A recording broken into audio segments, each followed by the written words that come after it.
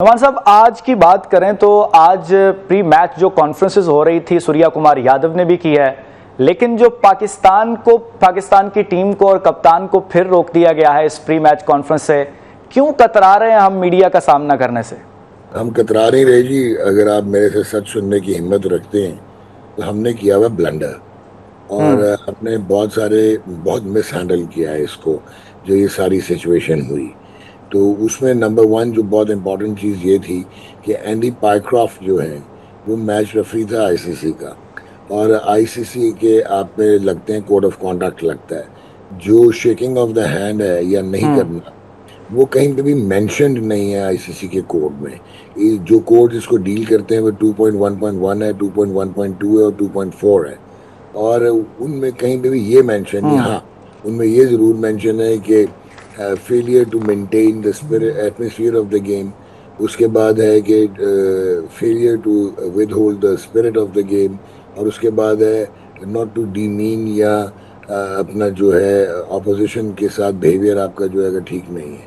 अब ये क्लॉजेस में ये तो आता है, लेकिन उसने कोई गलत किया नहीं तो आप उस पर सैंक्शन क्या लगा रहे थे? हाँ, आप ये जरूर कह सकते थे कि भाई वो स्पिरिट ऑफ द गेम के अगेंस्ट से हाथ मिलाना, जो कि आईसीसी का कोड ऑफ कॉन्डक्ट डिस्क्राइब नहीं करता। तो उस पर हम्म। क्या इम्प्लीकेशन होनी थी? हाँ, ये आप कह सकते थे कि यार आप आईसीसी के न्यूट्रल मैच रेफरी तो आपने हमें क्यों इंडिया का मैसेज दिया? इंडिया की मैनेजमेंट या उनके ऑर्गेनाइजर्स, क्योंकि इंडिया होस्ट है, वो अगर हमें देता तो that would have been different. फिर आपने सोने पे सुहागा ये किया कि अगर उसने हाथ टॉस में नहीं मिलाया तो you should have hmm. Gotten the wicketers. आज जब मैच खत्म हुआ तो शिवम दुबे और जब सूर्य कुमार वापस जा रहे थे तो आप फिर हाथ मिलाने चले गए and you cut a sorry figure. अच्छा, उसके बाद हम्म। जहाँ पे सूर्य कुमार ने सही जो बात। हरकत की वो इंतहाई नाजायज थी। और वो आईसीसी के कोड के सख्त खिलाफ वर्जी थी।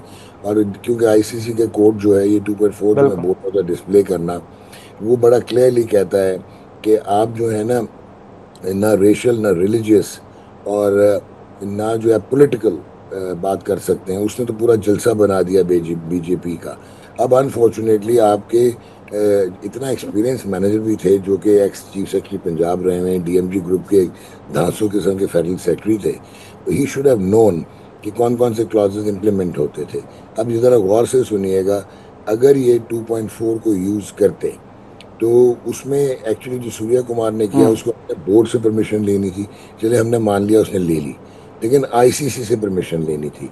अगर आईसीसी ने परमिशन दी तो उन्होंने अपने ही कोड को कॉन्ट्रावीन किया तो लुधियाना में इंटरनेशनल कोर्ट ऑफ आर्बिट्रेशन था और आप सू करते आईसीसी को कि यार आपने परमिट कैसे किया गेम को, इमेज को डैमेज करने के लिए। क्योंकि ये तो सिर्फ इंडिया पाकिस्तान की बात नहीं, ये आगे भी तबाही होगी। आपने एक वो कहते हैं नया कटा खोल दिया, पार्डन माई स्लैंग, आपने प्रेसिडेंस कर दिया। अब एक और जो इम्पोर्टेंट चीज़ है, अगर उन्होंने परमिट नहीं किया था तो ठीक है लेवल नुमान साहब, आपका ना इस हवाले से तज्जिया हम चाहते हैं कि ये जो बेसिक लेवल की बात है कि जो बोर्ड्स में ओहदे दिए जाते हैं ये क्लब्स के प्रेसिडेंट को अक्सर दिए जाते हैं।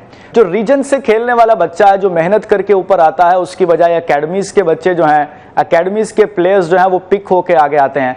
आपको नहीं लगता कि तनज़्ज़ुली की एक वजह ये भी है? नहीं, आपका स्ट्रक्चर देखें, बात सुने। आपके तो इररेलेवेंट लोग बैठ के क्रिकेट चला रहे हैं यार। ये मॉडर्न क्रिकेट एक इंडस्ट्री है। ये हम्म। मॉडर्न क्रिकेट जो है ये मजाक थोड़ी है, ये अल्फाजी से थोड़ी होता मुंह से। इसके लिए आपको साइंटिफिक इंटीग्रेशन करनी है, मल्टी डिसिप्लिनरी अप्रोच करनी है और टीयर सिस्टम में आप इंट्रोड्यूस करेंगे। ये सुपरा फिटनेस का ज़माना है, ये सिर्फ फिटनेस का ज़माना नहीं है। ये बायोमैकेनिक्स और किनेजियोलॉजी का ज़माना है, ये इंजरी प्रिवेंशन का ज़माना है। और ये आपको रीमॉडलिंग करनी पड़ती है अपनी फिजिकल। ये सारी चीज़ें जब आप अंडर 13 17 19 में लाएंगे आपको 4 से 5 साल लगेंगे अडेप्ट करते हुए और एक कल्चर इवॉल्व करते हुए।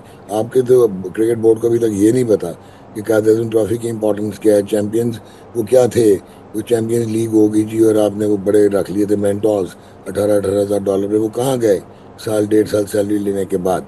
सो जब आपके बोर्ड की जो क्रिकेटिंग ब्यूरोक्रेसी है, जब वो फ्रेंचाइजीज के साथ मिली होगी, जब वो बिजनेस हम्म। हाउसेस के साथ मिली होगी और या आप मनी मेंटेन कर रहे होंगे at the cost of the degree and at the cost of the integrity of the game. इतनी आपकी मिसप्लेस प्रायोरिटीज़ हैं।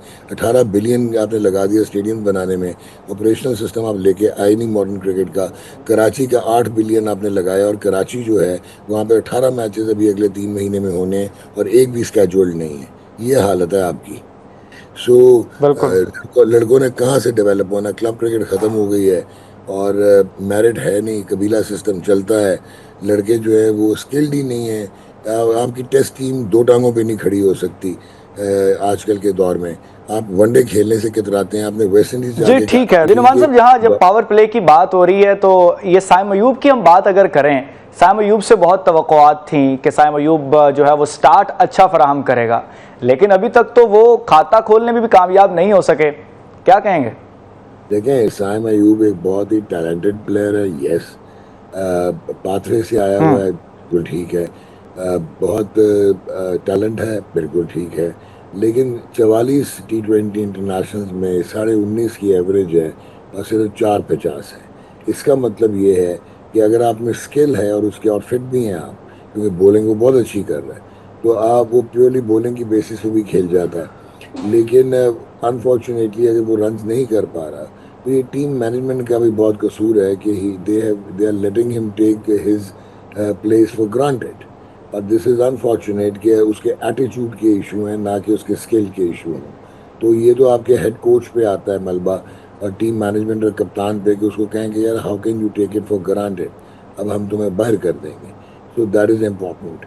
और अगर आप साइम अयूब से अगर डिलीवर नहीं हुआ कल के ऑल इम्पोर्टेंट मैच में, आप थोड़ा फ्लोटिंग बैटर ऑर्डर करके उसको नीचे लेके आएँ, और आप देखें कि आपने ओपन किससे करवानी है।